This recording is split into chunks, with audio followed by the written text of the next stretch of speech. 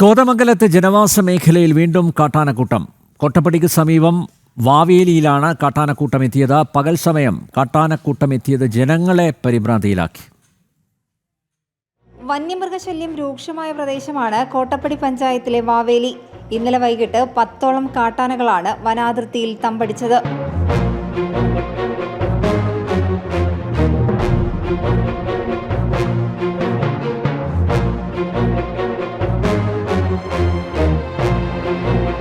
Fencing ഉൾപ്പെടെയുള്ള സുരക്ഷാ ക്രമീകരണങ്ങളുടെ അഭാവമാണ് കാട്ടാനശല്യം വർദ്ധിക്കാൻ കാരണമെന്നാണ് നാട്ടുകാരുടെ പരാതി.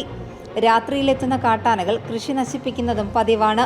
കാട്ടാനശല്യം രൂക്ഷമായതോടെ നാട്ടുകാർ പലതവണ പരാതി നൽകിയിട്ടും പരിഹാരമുണ്ടായിട്ടില്ല.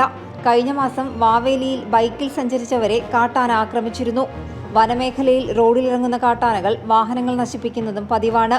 സാധാരണ രാത്രികാലങ്ങളിലെത്തുന്ന കാട്ടാനകൾ പകൽ സമയത്ത് കൂട്ടത്തോടെ എത്തിയത് നാട്ടുകാരെ പരിഭ്രാന്തിയിലാക്കി. ജനം, കൊച്ചി.